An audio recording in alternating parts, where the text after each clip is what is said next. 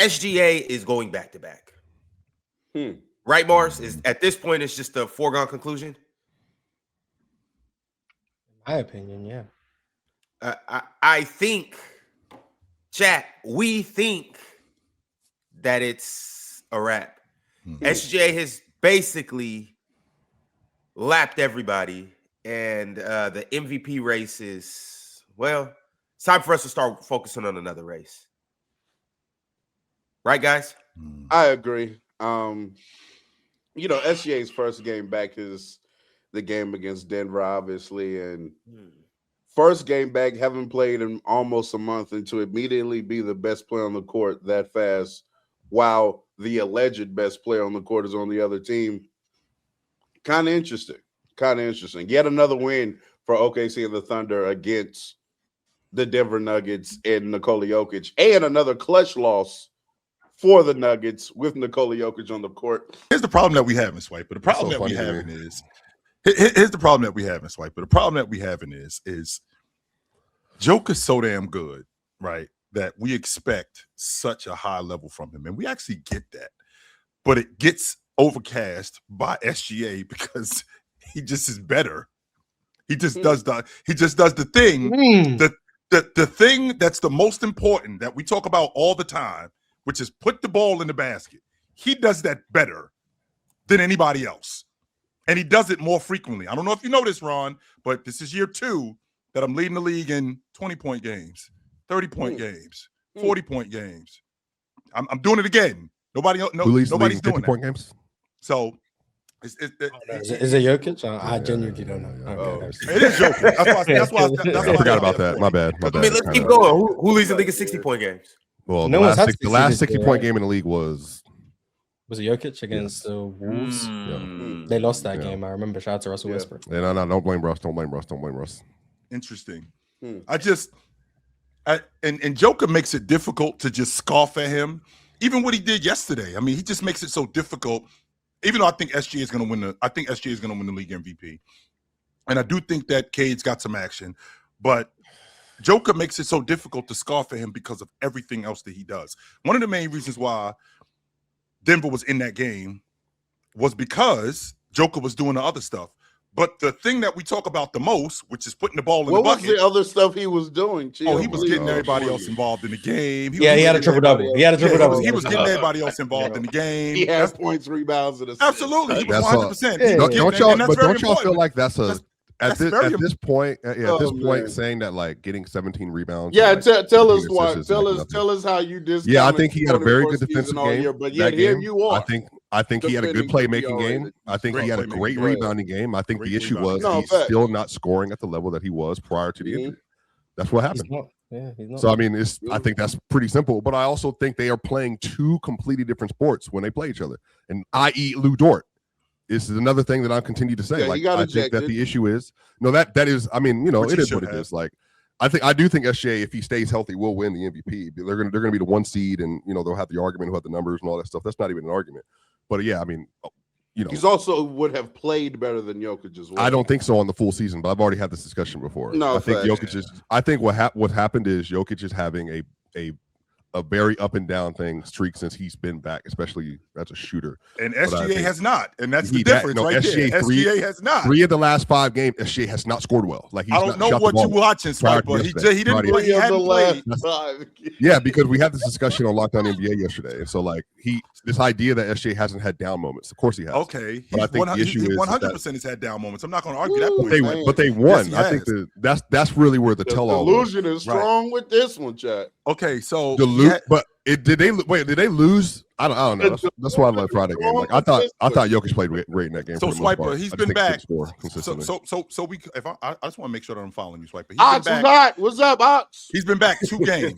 He's been back 2 games since the All-Star break. Because the last game he's been back 2 games, and the game that he came back, which was the 27th against Denver, he was 12-29 in that game. That was first game back. Yeah, he went for 36 against y'all. I hadn't played in almost a month. By the way, he didn't play the overtime either. Chill. Efficiency, chill. No, because you're criticizing. No, we can say he did the other things, right? We can say he did the right. 100%. He was playmaking and playing defense. We can say he did the other things. Okay, he didn't shoot the long ball well. No, he didn't. Exactly. Okay, he didn't. He did not shoot the long ball well. He did. He struggled in the fourth quarter. Yeah, cool. But wait a minute. After bringing his team back in the game in the third, don't leave out the fact that SGA, they won. Even in that game, they won the minutes with this is the same. It's the same story in the Nuggets Denver game as it. The non-Jokic minutes of that. They were they were a -21 -21 when he sat in that game, bro. That's the big issue. That matters. Yeah, that matters. KC won Shai's minutes as well, right? Shai was a plus 16. They won the Jokic Shai minutes. Did they win the Jokic minutes in the clutch of the game? No, they lost. No, they didn't win those minutes. The most. Oh boy, we lost them. Okay, that's fine. It happens. Yes. Is that Ron?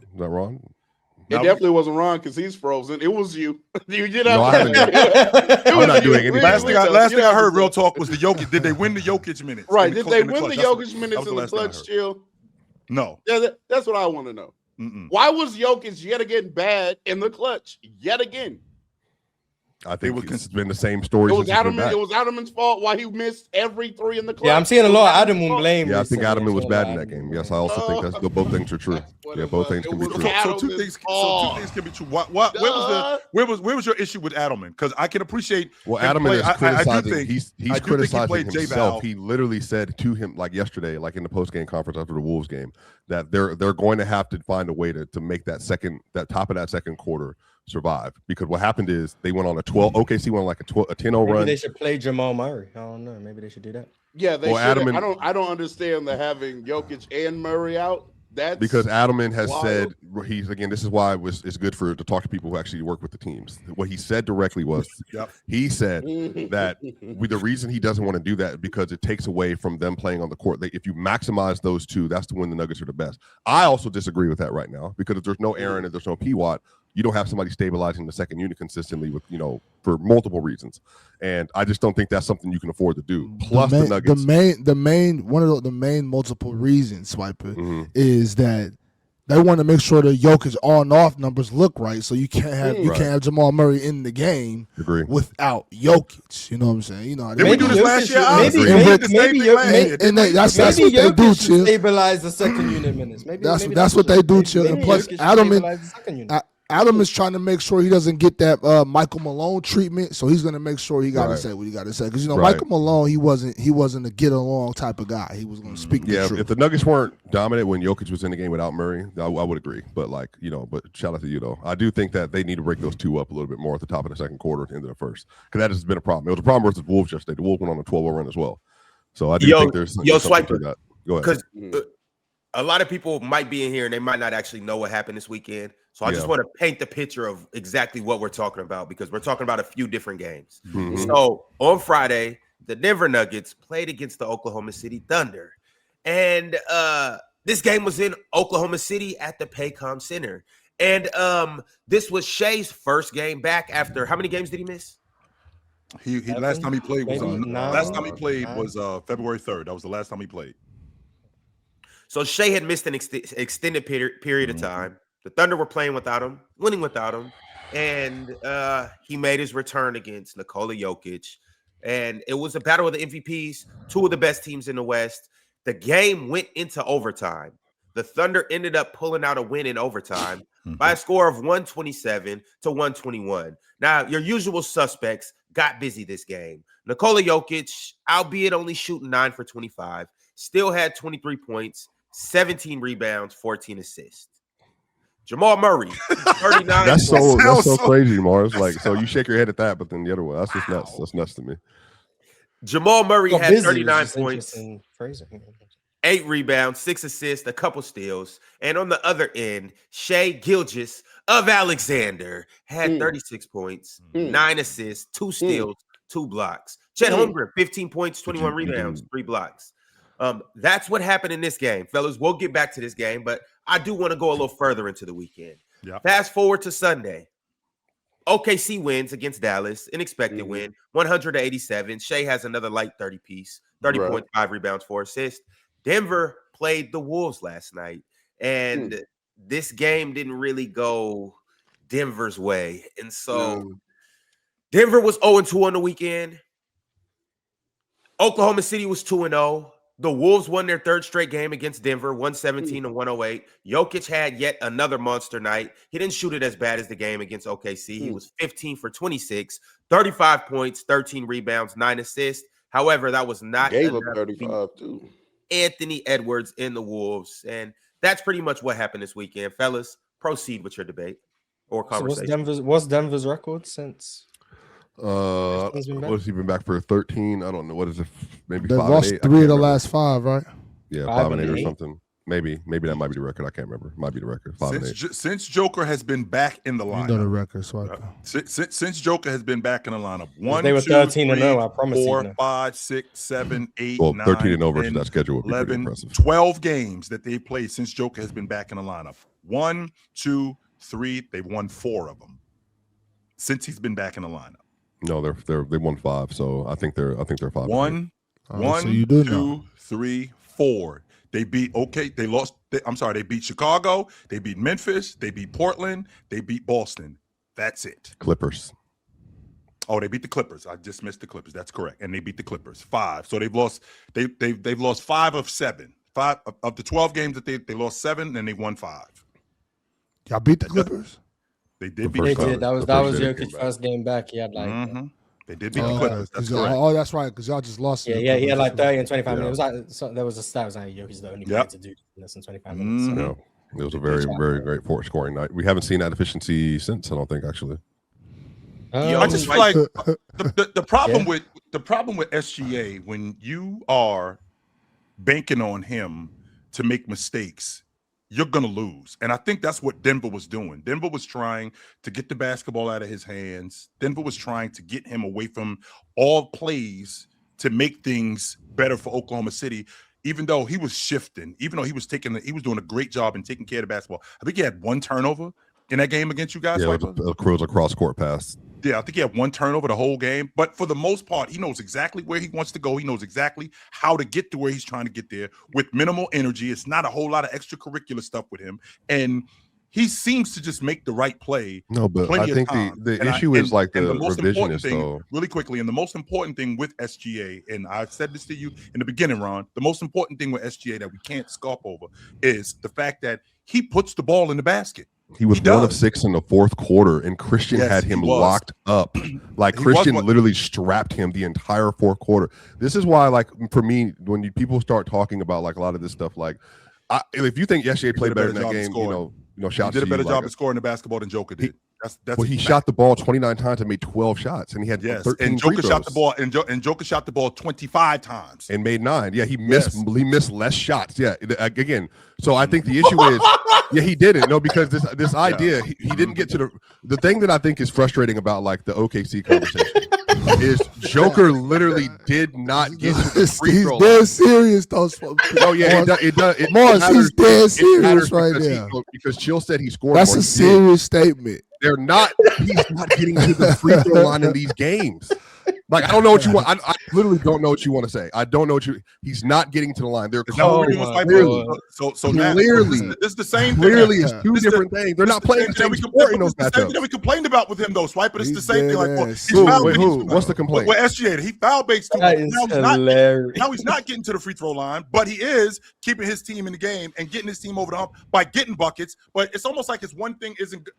He didn't score. He scored 2 points in the 4th, though. You just said he was getting buckets when it mattered. He did not. He did score. But don't you think that's a problem, though? He did score 2 points in the 4th. No, but the Nuggets, and again, the Nuggets were the real problem in this game is that when Jokic when he was not playing, they had no identity. So whatever, I don't know whatever happened, all the injuries, whatever's happened with this team, the biggest issue is that in 8 minutes he sat, they lost the minutes by 21 points. That was the issue. That's why they lost. And then Jokic is not scoring the level that he normally was prior to the injury. I've been saying this. He's shooting 12% worse since he's been back from the injury. Like, he's not the same player as a scorer. But in this game in particular, I don't think there's like the real reason they lost is that they just cannot sustain playing a certain style of basketball when he's not playing in the last few games versus these elite teams. That happened versus the Wolves, and it happened on Friday. And I think in this game in particular, Jamal Murray made a great read to Cam Johnson to end the game with 6 seconds left. Wide open, break the shot. Wide open. That's what happens. That's literally the difference between them winning and losing in those moments. And then he did it again, and he did it again in the overtime. He was wide open in the other corner and then missed again. And that was to take the lead in the overtime. So, okay, sure, I can appreciate that. And I do think that Oklahoma City's second unit clearly outplayed Denver's second unit. I don't think that it's a question. Yeah. I thought that their second unit just was dominant. Which was the playoffs last year, too. I do think that Valanciunas should have played more.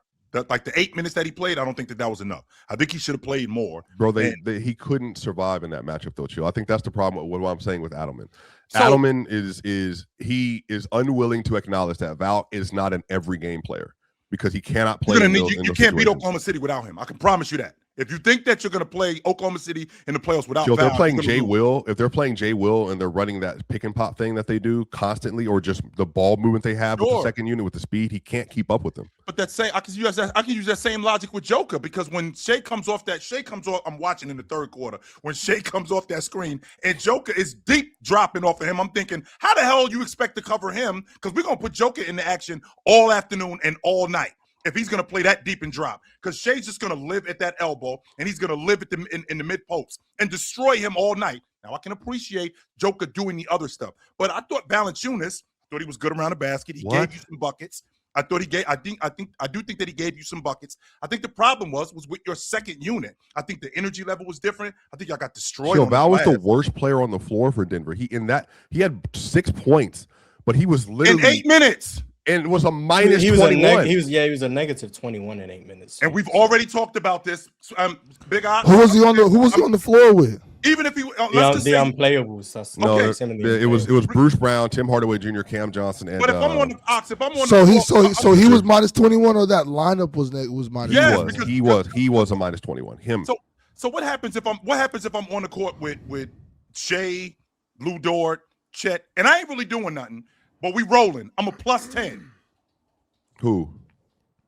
I'm just saying if you're just out there with the lineup that's winning. Yeah, but the biggest culprit for why they were doing what they were doing was Val in this game. It's just that matchup. It's not Val as a player. Yeah, you hot. Yeah, it was that individual matchup. We can hear you real talk. They did the same thing with Joker. The Nuggets had the Nuggets voodoo start messing with my mic. They had a 99 defensive rating when Jokic played in this game, bro. They were strapping in that lineup. They were strapping. That was because of the rebounding. I'm not going to argue. No, but literally. Wait, what part of the game?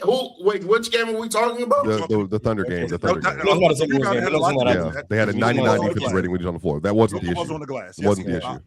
I will give you that. That's why he played a much better defensive game in that game than he did versus the Wolves. That's not even a question. Joker wasn't in the action. Do you feel like the sky is falling right now in Denver? Not because of the last 2 games, right, but because of your remaining 21 games. So you play the Spurs 3 times. You play the Thunder 2 more times. You play the Lakers 2 more times. You got to play the Knicks. You got to play the Rockets. You got to play Big Philly.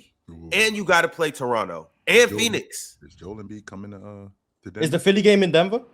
This one is, yo. No, it is in Denver. It is in Denver. They played already. Yeah. Okay. Yep. That's a choke that one up. I don't know, Mark. I don't know. It's different. Yeah, choke that one up. I got faith. Yeah, I mean, the chat is asking questions. I don't, compared to his standard, I don't think SGA was phenomenal in that game, and I also think he wasn't himself in the fourth quarter. In the game Saturday? Yes. Or Friday. Friday? No. Yeah, I think there are clearly things. I think that play Jokic. I personally do not, but I understand if people think that, I do think it matters that what Jokic was able to do with that team and what they were doing. I just think the playmaking stuff that he did, he created at least he should have at least 20 assists in that game. They were wide open look. They were just bricking. I think some of this is Jokic is clearly still not himself as a scorer, which I'm fully with.